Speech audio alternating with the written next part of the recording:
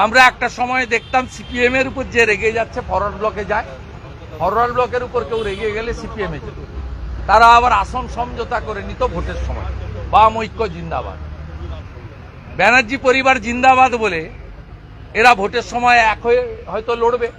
আমাদের ঐক্যবদ্ধ ব্যানার্জি পরিবারকে, দুর্নীতিগ্রস্ত ব্যানার্জির পরিবারকে, পিসি ভাইপোকে একসঙ্গেই হারাতে হবে, সেই লক্ষ্য নিয়েই আমরা কাজ করব। না, এই সংঘাত কতটা আছে জানি না, কারণ আমরা একটা সময় দেখতাম সিপিএম এর উপর যে রেগে যাচ্ছে ফরওয়ার্ড ব্লকে যায়, ফরওয়ার্ড ব্লকের উপর কেউ রেগে গেলে সিপিএম এ যেত, তারা আবার আসন সমঝোতা করে নিত ভোটের সময়। বাম ঐক্য জিন্দাবাদ, ব্যানার্জি পরিবার জিন্দাবাদ বলে এরা ভোটের সময় এক হয়ে হয়তো লড়বে। আমাদের ঐক্যবদ্ধ ব্যানার্জি পরিবারকে, দুর্নীতিগ্রস্ত ব্যানার্জির পরিবারকে, পিসি ভাইপোকে একসঙ্গেই হারাতে হবে, সেই লক্ষ্য নিয়েই আমরা কাজ করব। তবে এখন একটু আধটু তো আমরা খবর রাখি, একটু আধটু তো হচ্ছে, সরাসরি ঘরের লোক না হলেও বাকি তো কিছু কিছু জিনিস আমরা দেখতে পাচ্ছি, সেগুলো তো কিছু কিছু হচ্ছে। মমতা বন্দ্যোপাধ্যায় বলছেন 2/3 আসন নিয়ে আমরা ফিরব 2026 সালে, 2/3 আসন নিয়ে তৃণমূল। না, তিনি তো মোদিজিকে অনেকবার তাড়িয়েছেন। উনি 19 সালে ব্রিগেডে সভা করে ইউনাইটেড ইন্ডিয়া ডাক দিয়েছিলেন, দিয়ে বলেছিলেন এবার আমরা দিল্লি দখল করব। তারপরে 21-এ তিনি এখান থেকে গিয়ে নন্দীগ্রামে দাঁড়ালেন, বললেন আমি গদ্দারকে হারাবো। তাই এগুলো দেখেছেন, মমতা ব্যানার্জির সব প্রেডিকশন লাগে না। উনি 21 সালে ভোটে জেতার পরে কোভিডের সুযোগ, হাইয়েস্ট মুসলিম তোষণ, কাউন্টিং হলে লুট করে কিছু সিট আমাদের থেকে বেশি পেয়ে ক্ষমতায় এসেছেন।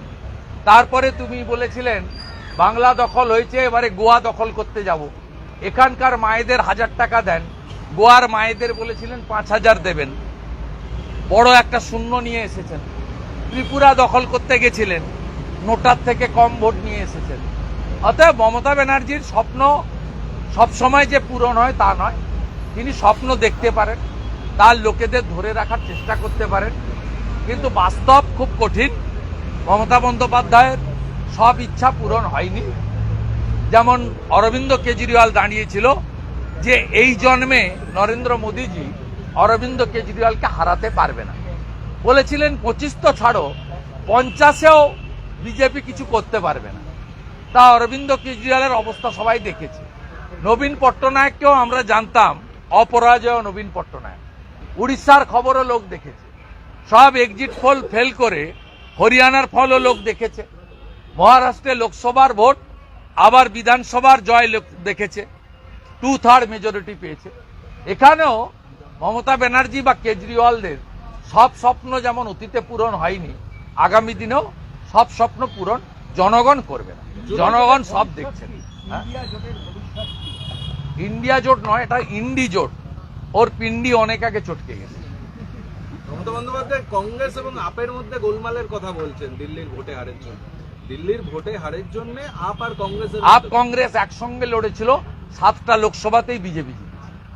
জ্যোতিপ্রিয় মল্লিক ভোট হয়েছে মোদিজির পক্ষে, ভোট হয়েছে মিথ্যাচার, ভ্রষ্টাচার, পরিবারবাদ, তোষণের বিরুদ্ধে, ভোট হয়েছে বৃহত্তর হিন্দু ঐক্যের পক্ষে। আমাদের সবচেয়ে বড় পাওনা সর্দারজিরা, শিখ সমাজ আমাদেরকে দুহাত ভরে দিল্লিতে আশীর্বাদ করেছেন, বাঙালিরা তো আছেই। আমরা শিখ সমাজকে প্রণাম জানাই এবং আমরা আশা করব যে পশ্চিমবাংলার যে শিখ সমাজ আছেন, সংখ্যায় তারা যাই হোক না কেন, তারাও আগামী দিনে দিল্লির দেখানো পথে আমাদের সাথ দেবে। পশ্চিমবাংলায় পুলিশকে মমতা ব্যানার্জি নিচের তলার পুলিশ নয়, তারা ডিএ পায় না, তাদের রেশন বন্ধ হয়েছে, তারা কষ্টে আছে। শুধু রাজীব কুমার, মনোজ বার্মা, অজয় ঠাকুর, সিদ্ধিনাথ গুপ্তা, সুপ্রতিম সরকার এই যে গোটা কতক চামচা বেলচা তৈরি করেছে, সারা দিন চটি চাটে। এই গোটা কতক আইপিএস কে শুধু ভোটের সময় প্যাকিং করে রাজ্যের বাইরে পাঠান, পুলিশকে নিউট্রাল করুন। কিভাবে জনগণ এদের ছুঁড়ে ফেলতে হয়, দিল্লির থেকেও খুব খারাপ অবস্থা এই পিসি এবং ভাইপো কোম্পানির হবে। বলছি কোর্ট বলছে আর না। যে দাদা কোর্ট বলছে আর না। যে কেন্দ্রীয় বাহিনী দিয়ে বাড়ি ভাঙতে হবে, কোর্ট বলছে এই কথা, কেন্দ্রীয় বাহিনী দিয়ে বাড়ি ভাঙতে হবে, তাহলে রাজ্যে কেন্দ্রীয় বাহিনী দিয়ে সমবায়ের ভোট হয়, কেন্দ্রীয় বাহিনী দিয়ে পঞ্চায়েতের ভোট হয়। 840 কোম্পানি কেন্দ্রীয় এফিডেভিট দিয়েছে, হলফনামা পাহারা দেয় যে সেন্ট্রাল ফোর্স জন্য কালকেও 2 জন শহীদ হয়েছে। Future of Bengal, CISF, BSF, CRPF, যারা ট্রু প্যাট্রিয়টিক দেশভক্ত, তারা রাস্তায় থাকে। আর মমতার যারা চামচামি করে, ব্যাগ বয় গাড়িতে করে, বাজার করে দেয় ঘরে, কালী পুজোর দিন জুতো মোজা খুলে কোমরে গামছা লাগিয়ে যারা খিচুড়ি বিতরণ করে, তারা ভিতরে। যেখানে ভোট দেওয়ার সুযোগ হয়েছে মানুষের মধ্যে গেছে বলে, এবং 2,75,00,000 যারা ভোট পেয়েছেন, তাদের 2 কোটি ভোট মুসলমানদের ভোট। কমপ্লিটলি 2 crore মুসলমান ভোট আউট অফ 2,75,00,000 ভোটার টিএমসির যে ভোট। আর বিজেপি 2,33,27,000 ভোট পেয়েছে, কমপ্লিটলি হিন্দু এবং জনজাতিদের ভোট। নর্থ বেঙ্গল বিশেষ করে জনজাতিদের ভোট আমরা পেয়েছি। এ ভোটে মুসলিম ভোটের অংশীদারিত্ব নেই।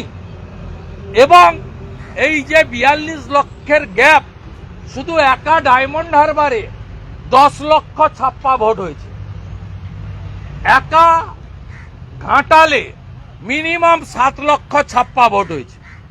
এই 42 লক্ষ গ্যাপের মধ্যে 25 লক্ষ ছাপ্পা ভোট আছে, 2 কোটি মুসলমান ভোট আছে, আর কিছু চোর ডাকাত যেগুলো আছে তৃণমূলের, তারা আর কিছু গরিব মানুষকে লক্ষ্মীর ভান্ডারের বন্ধ হয়ে যাওয়ার থ্রেট দিয়ে কিছু ভোট তারা নিয়েছে।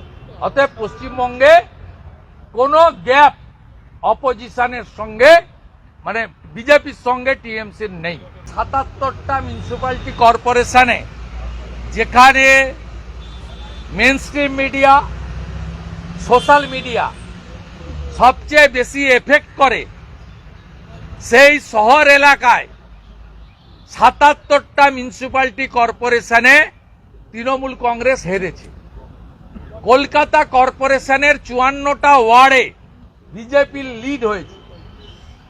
এগুলো সম্ভব হয়েছে দুর্নীতির ইস্যু, কনসাস পিপল, এবং যেখানে ভোট দেওয়ার সুযোগ হয়েছে মানুষের মধ্যে গেছে বলে।